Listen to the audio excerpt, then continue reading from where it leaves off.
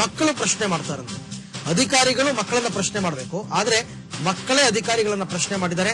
ಹಾಗಾಗಿ ಅಧಿಕಾರಿಗಳಿಂದ ಇಲಾಖೆಗೆ ಇವತ್ತು ವರದಿ ಸಲ್ಲಿಕೆ ಆಗ್ತಕ್ಕಂಥ ಸಾಧ್ಯತೆ ಇದೆ. ಈ ಎಲ್ಲ ಅಂಶಗಳನ್ನು ಪರಿಗಣಿಸಿದಂತೆ ಅವರು ವರದಿಯನ್ನು ಸಿದ್ಧಪಡಿಸಿದ್ದಾರೆ. ಸಚಿವೆ ಉಮಾಶ್ರೀಯ ಸೂಚನೆ ಮೇರೆಗೆ ಅವರು ಭೇಟಿ ಕೊಟ್ಟಿದ್ದಾರೆ. ಆಶ್ರಮಕ್ಕೆ ಭೇಟಿ ನೀಡಿದ್ದ ಮಕ್ಕಳ ರಕ್ಷಣಾ ಘಟಕದ ಅಧಿಕಾರಿಗಳು ಈಗ ವರದಿಯನ್ನು ತಯಾರು ಮಾಡಿ ಇವತ್ತು ಸರ್ಕಾರಕ್ಕೆ ಸಲ್ಲಿಸ್ತಾ ಇದ್ದಾರೆ. ಆ ವರದಿಯ ಪ್ರಕಾರ ಹೈಲೈಟ್ಸ್ ಏನಪ್ಪಾ ಅಂತಂದ್ರೆ, ಮಕ್ಕಳ ವಯಸ್ಸಿಗೆ ಅನುಗುಣವಾಗಿ ಕೊಠಡಿಗಳು ಇಲ್ಲ. ಅಂದ್ರೆ ಎಲ್ಲಾ ಮಕ್ಕಳು 6 ರಿಂದ 14 ವಯಸ್ಸಿನ ಎಲ್ಲಾ ಮಕ್ಕಳನ್ನು ಒಂದೇ ಕೊಠಡಿಯಲ್ಲಿ ತುಂಬುತ್ತಾರೆ. ಆದ್ರೆ ಮಕ್ಕಳು, ಗಂಡು ಮಕ್ಕಳು ಬೇರೆ ಹೆಣ್ಣು ಮಕ್ಕಳು ಬೇರೆ ಇರೋ ಹಾಗೆ ವ್ಯವಸ್ಥೆಯನ್ನು ಮಾಡಿಕೊಳ್ಳಲಾಗಿದೆ. ಇವರ ಮೇಲುಸ್ತುವಾರಿಗೆ ನಿತ್ಯ ಭಕ್ತರು ಅವರ ಪಕ್ಕದಲ್ಲೇ ರೂಮ್ ಅನ್ನ ಮಾಡ್ಕೊಂಡಿದ್ದಾರಂತೆ, ಇವರನ್ನ ನೋಡ್ಕೊಳ್ಳೋದಕ್ಕೆ ಅಂತ ಬಿಟ್ಟು. ಹಾಗಾಗಿ ನಿತ್ಯಾನಂದ ಈ ಮಕ್ಕಳಿಗೂ ಮೋಡಿ ಮಾಡಿಬಿಟ್ಟಿದ್ದಾನೆ. ಈ ವಿಚಾರಣೆಗೆ ಅಂತ ತೆರಳಿದಂತಹ ಅಧಿಕಾರಿಗಳನ್ನೇ ಮಕ್ಕಳು ಪ್ರಶ್ನೆಯನ್ನ ಮಾಡಿರ್ತಕ್ಕಂಥ ಒಂದು ಸಂದರ್ಭ, ಘಟನೆ ಕೂಡ ಅಲ್ಲಿ ನಡೆದಿದೆ. ಈ ಎಲ್ಲ ಅಂಶವನ್ನು ಪರಿಗಣಿಸಿ ಇವತ್ತು ಮಕ್ಕಳ ರಕ್ಷಣಾ ಘಟಕದ ಅಧಿಕಾರಿಗಳು ವರದಿಯನ್ನು ತಯಾರಿಸಿ ಸರ್ಕಾರಕ್ಕೆ ಸಲ್ಲಿಸುತ್ತಾರೆ. ಬನ್ನಿ ಬಗ್ಗೆ ಹೆಚ್ಚಿನ ಮಾಹಿತಿ ಪಡೆಯೋಣ ನಮ್ಮ ರಿಪೋರ್ಟರ್ ಲಿಂಗರಾಜು ಅವರಿಂದ. ಲಿಂಗರಾಜು, ಈ ಮಕ್ಕಳ ರಕ್ಷಣಾ ಘಟಕದ ಅಧಿಕಾರಿಗಳು ಆಶ್ರಮಕ್ಕೆ ಭೇಟಿ ಕೊಟ್ಟಾಗ ಏನೇನು ಅವ್ಯವಸ್ಥೆಗಳು ಕಂಡು ಬಂದಿದೆ ಅಲ್ಲಿ? ಅರವಿಂದ್, ಏನಂದ್ರೆ ನಿನ್ನೆ ಬೆಳಿಗ್ಗೆಯಿಂದನೂ ಕೂಡ ನಿತ್ಯಾನಂದ ಆಶ್ರಮದಲ್ಲಿ ನಿತ್ಯಾನಂದ ಮಕ್ಕಳನ್ನ ಯಾವ ರೀತಿ ಬಳಸ್ಕೊಳ್ತಾ ಇದ್ದಾನೆ ಅನ್ನೋದಾಗಿ ಸಮಯ ನ್ಯೂಸ್ ನಲ್ಲಿ ವಿಸ್ತೃತ ವರದಿ ಪ್ರಸಾರ ಮಾಡಿದ್ವಿ. ತದನಂತರ ಇದಕ್ಕೆ ಸ್ಪಂದಿಸಿದಂತ ಮಹಿಳಾ ಮತ್ತು ಮಕ್ಕಳ ಕಲ್ಯಾಣ ಸಚಿವೆ ಉಮಾಶ್ರೀ ಅವರು ನಾನು ಆಶ್ರಮಕ್ಕೆ ಭೇಟಿ ನೀಡ್ತೀನಿ ಅಂತ ಕೂಡ ಹೇಳಿದ್ರು.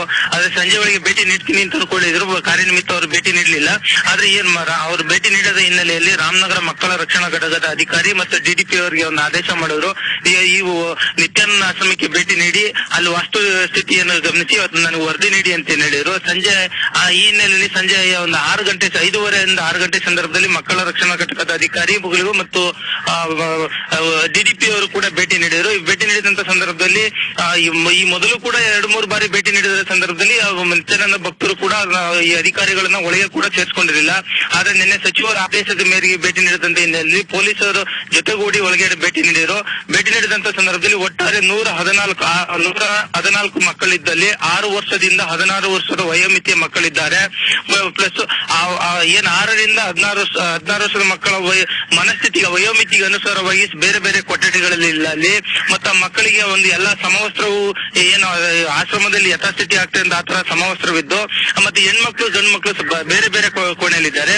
ಮತ್ತೆ ಈ ಮಕ್ಕಳನ್ನ ನೋಡ್ಕೊಳ್ಳಕ್ಕೆ ವಯಸ್ಕರಾದಂತ ನಿತ್ಯಾನಂದ ಶಿಷ್ಯಂದ್ರೆ ಇದ್ದಾರೆ. ಮತ್ತು ಈ ಬಿಲ್ಡಿಂಗ್ ಮೊದಲನೇ ಮಾಡಿಯಲ್ಲಿ ನಿತ್ಯಾನಂದನ ಶಿಷ್ಯರು ಏನು ಹೊರ ದೇಶದಿಂದ ಹೊರ ರಾಜ್ಯಗಳಿಂದ ಬರ್ತಾರೆ, ಧ್ಯಾನ ಯೋಗ ಎಂಬ ಹೆಸರಲ್ಲಿ ಬರ್ತಾರೆ.